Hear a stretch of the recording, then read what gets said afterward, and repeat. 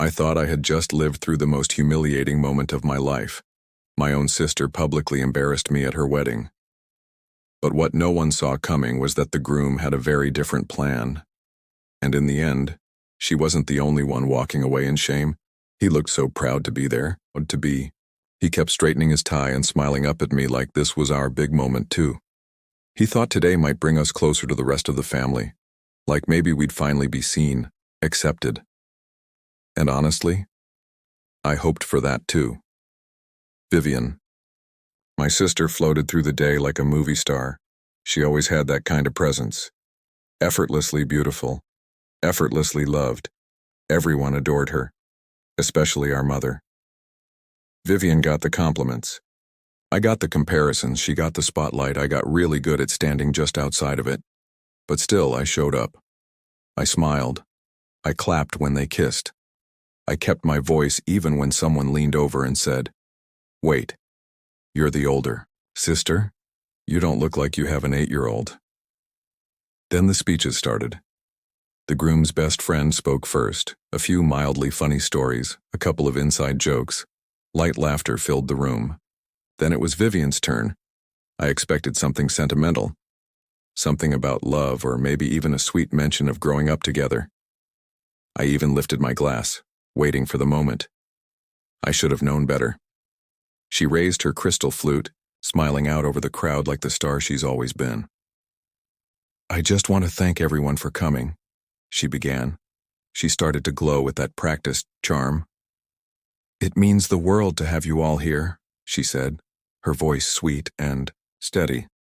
"And of course I want to say something special about my big sister Alara." I turned to Luca and smiled. His eyes lit up, hopeful. For a moment I let myself believe she was about to be kind. Maybe she really meant it. Maybe this was the moment we started healing. Vivian continued, still smiling. "Alara's been such a role model, a single mom, strong, independent, and clearly unwanted by anyone else." The room burst into laughter. My stomach twisted so fast I thought I was going to be sick. I blinked, frozen, unsure if I'd heard her right. But she kept that same perfect smile, like she'd just made the joke of the night. A few people looked uncertain, glancing around, but most laughed louder, raising their glasses like this was just more of her charm. I didn't know where to look. My heart thundered in my chest. Luca tugged on my sleeve, his voice barely a whisper. "Why did she say that about you, Mama?" I opened my mouth, but no words came. And then from across the room, my mother chimed in, louder, clearer, not missing a beat. "She's a used product, but hey, she still looks good for her age." The laughter came again, sharper this time. It was the kind of laughter that slices you open, that tells you you're no longer seen as a person, just something to talk about, to mock, to pity. I sat completely still. My skin felt too tight, my face on fire. But I didn't cry, I wouldn't. Not in front of my son, not in front of them. My hand tightened around the napkin in my lap, gripping it like a lifeline, willing myself to stay upright. I scanned the room, searching for one pair of eyes that might meet mine. One person who saw me, really saw me. My grandfather stared, down at his plate. My cousin was smirking into her phone. Even my uncle, the one who used to say I reminded him of my late father, wouldn't look up. And Luca just looked lost. His little eyebrows pulled together, confused and hurt. That's what broke me. Not the words, not the laughter, not even the humiliation.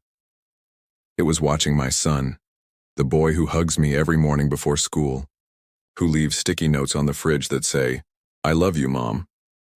Trying to make sense of why the woman who kissed his scraped knees and stayed up late doing long division was now the punchline of her own family's joke. I wanted to get up. I wanted to take Luca's hand, walk out of that room and never look back. But something in me paused. I wanted to say something, to stand up and tell them they had no idea what I've carried, what I've survived just to be sitting there at that table. But my mouth felt full of sand, and my legs were shaking too hard to move. Then, before I could act, I heard the sharp scrape of a chair against the floor. Callum, the groom, Vivian's perfect fiancé with the effortless smile and a family tree full of doctors and diplomats. He stood slowly. His expression wasn't amused. He didn't look at Vivian. He didn't glance at the laughing guests. His eyes went straight to me, and something in his face made the entire room go still. In that moment, I didn't feel rescued. I didn't feel afraid. I felt like something big was coming. Not a scene, not a speech. A reckoning. People love to say being the older sibling means you lead the way, that you're admired, followed. But in our family, I wasn't the example. I was the warning. I'm Ilara. I'm 34. A single mom, the black sheep. I live in a cramped 2-bedroom, on the edge of town with my son, Luca. The best thing that's ever happened to me. The only reason I keep walking back into rooms that once made me feel invisible. I work 2 jobs. I pour coffee in the mornings at a local cafe and check in weary travelers at a no-frills hotel at night. My life isn't polished. It isn't pretty, but it's mine. I make Luca pancakes every Saturday. I patch the holes in his jeans when he plays too hard at recess. He says I'm his superhero. And even on my worst days, I try to live up to that. That's all I needed to keep going. But in my family, being a single mom didn't make me strong. It made me the failure. My mother, Judith, never missed a chance to remind me. Every holiday dinner, every backhanded comment. She believes in keeping up appearances and maintaining a spotless image. That's why she's always said Vivian's wedding was our family's second chance. Vivian is 5 years younger than me. She's stunning, ambitious, and somehow always got everything handed to her while making it look like she worked for it. The golden child. Judith dotes on her. If Vivian sneezed, Mom would offer her a silk handkerchief with embroidered initials. If I got sick, she'd tell me to drink water, take vitamins, and stop being dramatic. When I got pregnant with Luca, everything shifted. I was 25, freshly in love, believing every promise from a man who swore he'd stay. But by month 5, he disappeared. No message, no goodbye. Just gone. My family didn't ask what happened. They didn't offer support. Just judgment.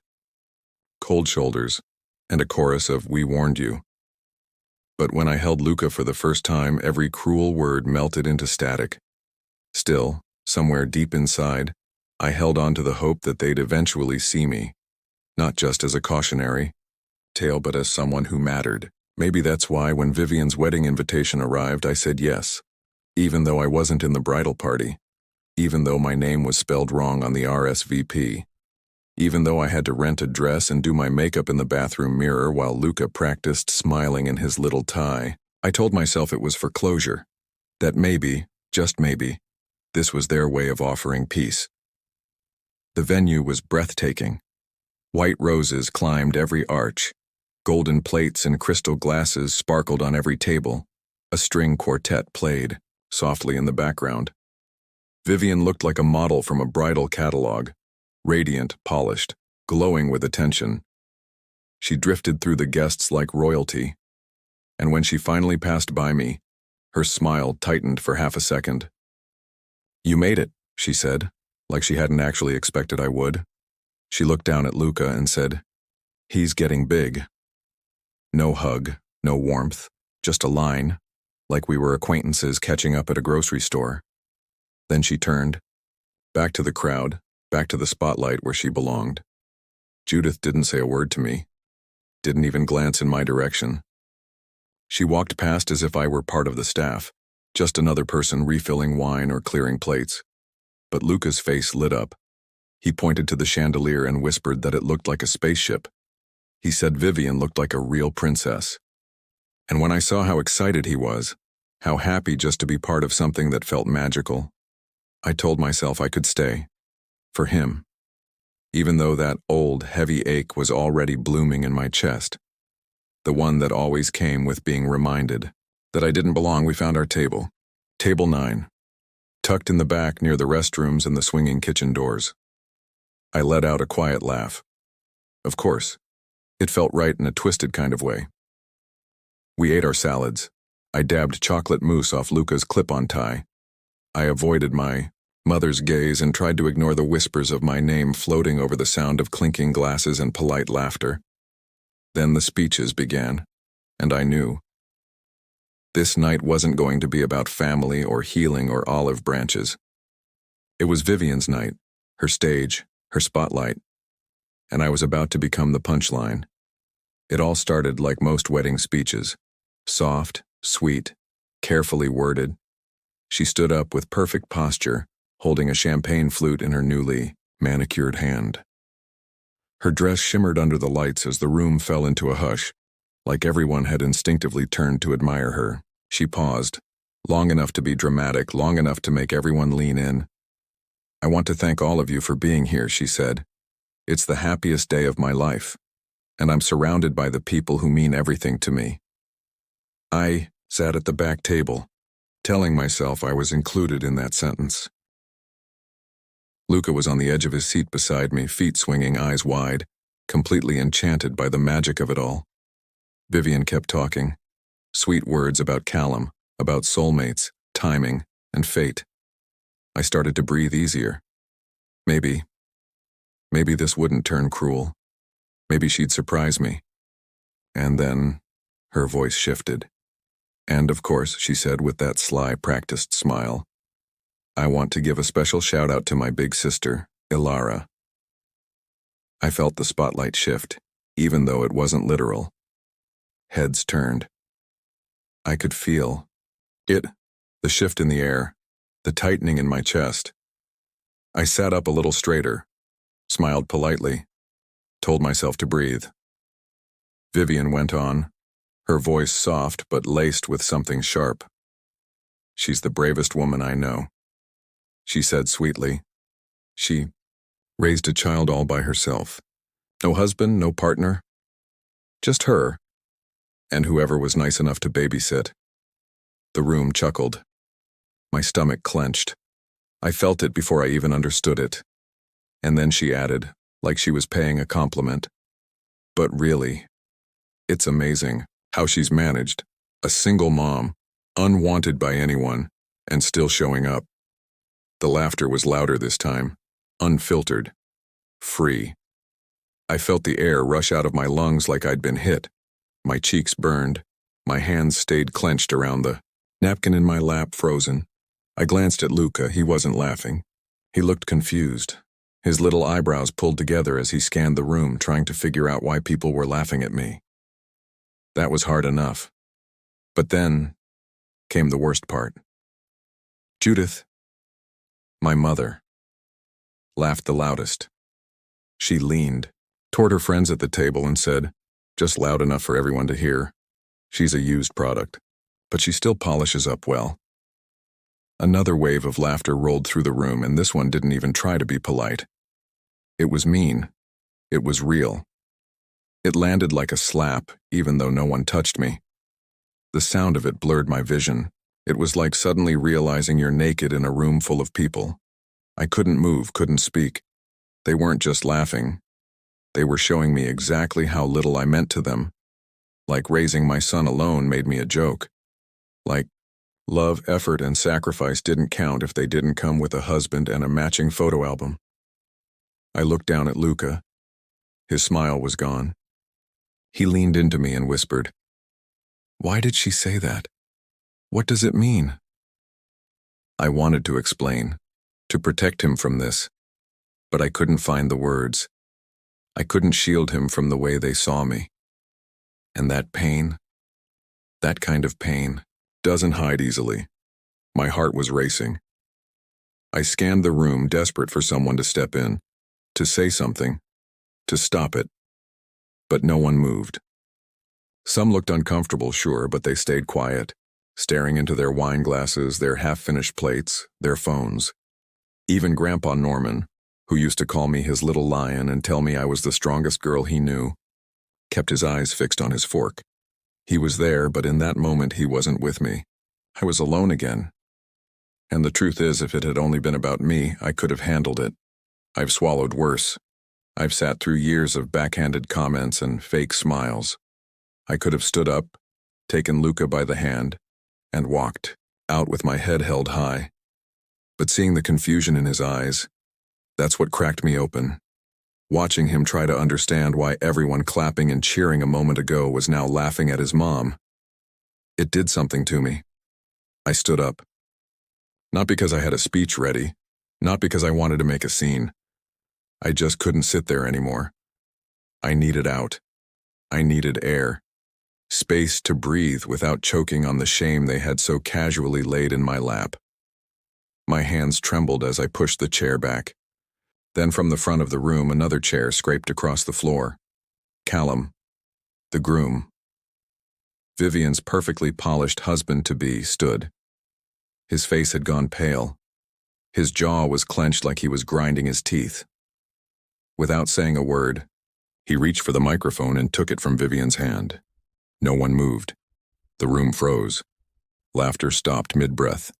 Conversations died mid-sentence. It was like all the warmth had been sucked out of the air.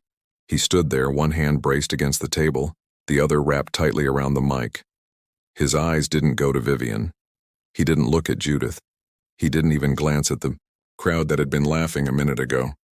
He looked straight at me. For a second, I braced for another joke.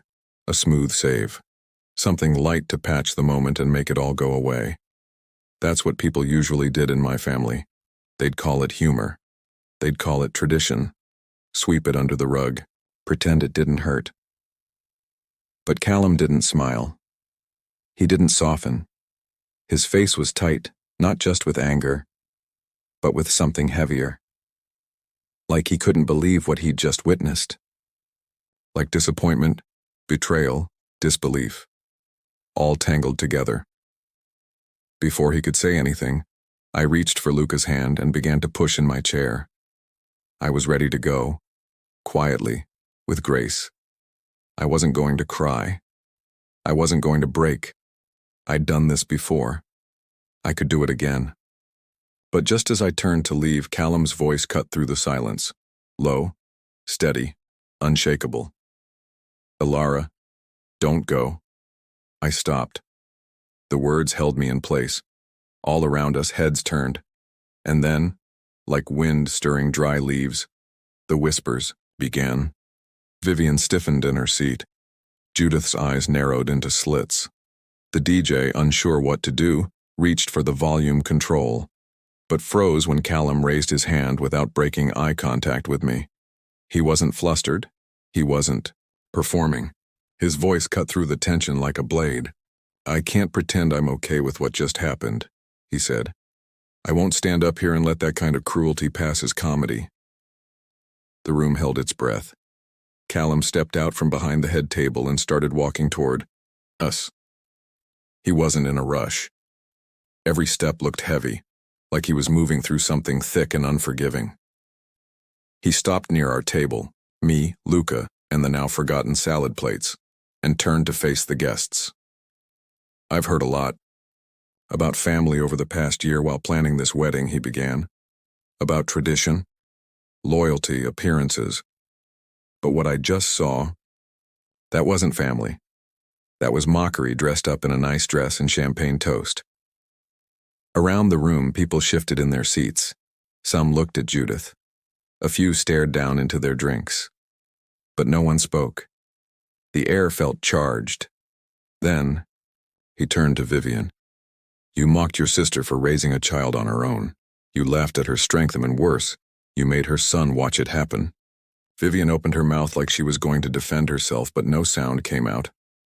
Callum didn't wait. She didn't ask to be in that situation. But she did it. She showed up today, quietly. She sat at the back, smiled, clapped for you, brought her son to be part of your celebration, and you turned her into a joke. I had never seen Vivian look small before that moment, but now, she was shrinking beneath every word. Then Callum turned to the room again. Ilara didn't come up here to defend herself. She didn't ask for attention or pity. She's never needed a stage. But I won't be silent. Because if I'm about to marry into a family that mistakes cruelty for humor and shame for tradition, then I need to seriously ask myself what kind of man I want to be. A ripple of gasps spread through the room. Someone at the next table whispered, "Is this really happening?" A fork clattered to the floor. Luca looked up at me, eyes wide and searching. I didn't know what to do. I came here expecting to survive the night, not to be seen, not like this, not in front of everyone. Then Callum looked down at Luca and gave him the softest, most deliberate nod. Like he was telling him, "I see you. I see your mom. And you're not alone. Your mom's the strongest person in this room. Don't ever forget that." He turned back to the crowd one last time. "I think I've seen enough." With that, he set the microphone down, walked past Vivian without a single glance, and headed straight for the door. I stood there, frozen, gripping Luca's hand. The music stayed silent. The crowd didn't move. It felt like someone had sucked every breath from the room. The fairy tale was shattered. But for the first time in a long time, I wasn't the one left broken. The moment Callum stepped out of the reception hall, it was as if a switch flipped. No applause, no cheers. Only the soft hum of the air conditioner and the quiet clink of a spoon against a glass. Everyone froze, eyes darting between me, Vivian, and the now empty doorway. Callum had disappeared.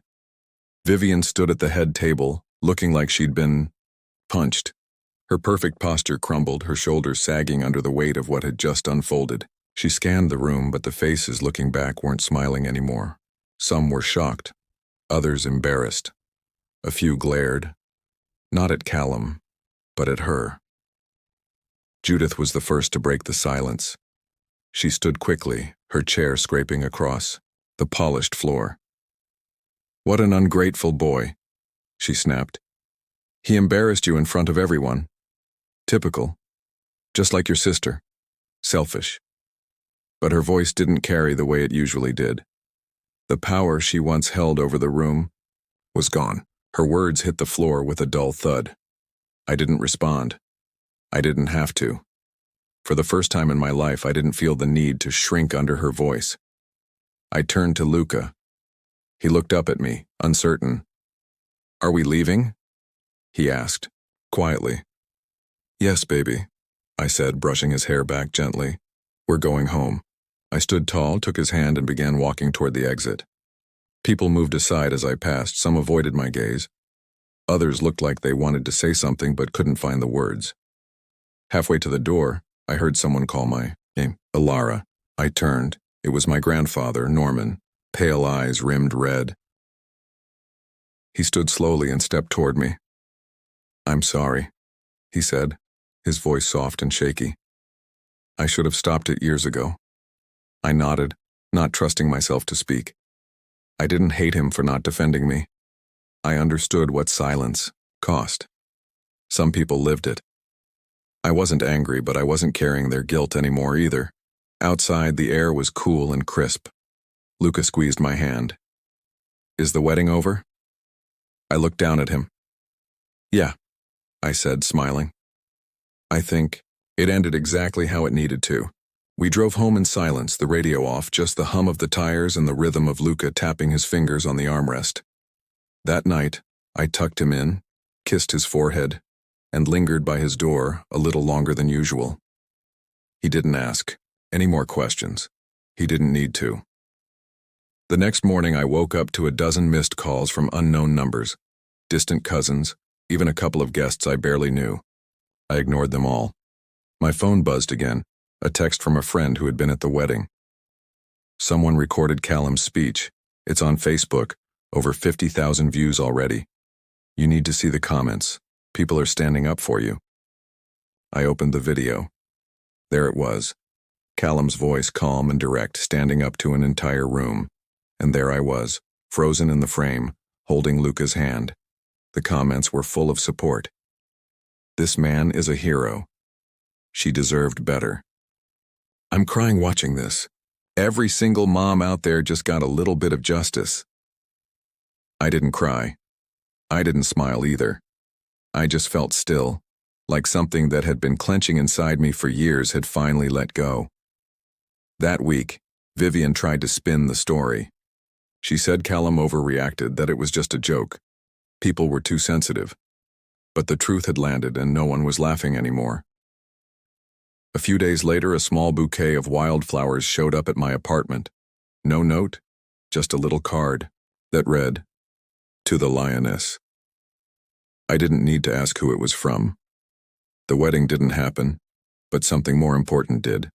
For once, I wasn't the one carrying the shame. I wasn't the one who had to apologize.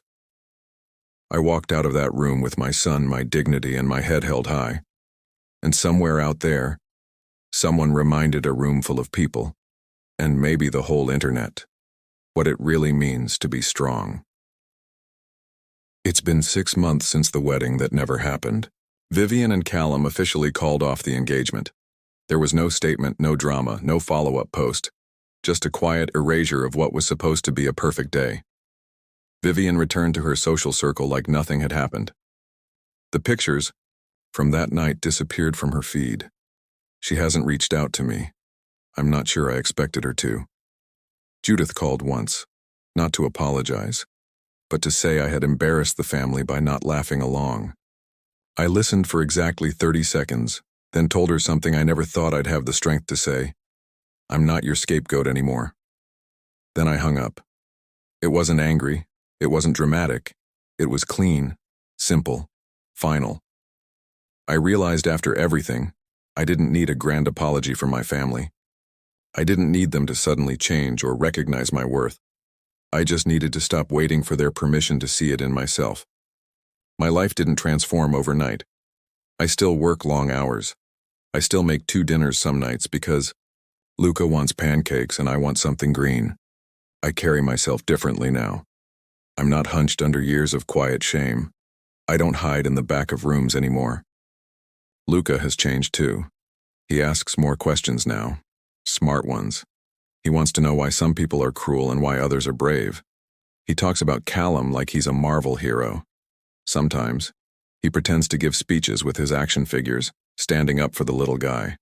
I watch him and I know deep in my bones that he saw something that night that will shape the kind of man he'll become. Strong, gentle, unafraid to speak when it counts. One night, while we were brushing our teeth, Luca looked up at me in the mirror and asked, "Mom, are you still sad about what Aunt Vivian said?" I paused, then said, "Not anymore." "Why?" He shrugged toothpaste on his chin. "Because I think you won. Even though it wasn't a fight." That stayed with me because he was right. I didn't yell, I didn't insult anyone back, I didn't demand justice or cry in public or make a scene. I simply stood up, held my son's hand, and walked away. Someone else, someone unexpected, decided that silence wasn't good enough anymore. Callum didn't just stand up for me. He reminded everyone in that room what love actually looks like. Not the kind that wears a tuxedo or walks down the aisle, but the kind that sees someone being hurt and says, "No, not today."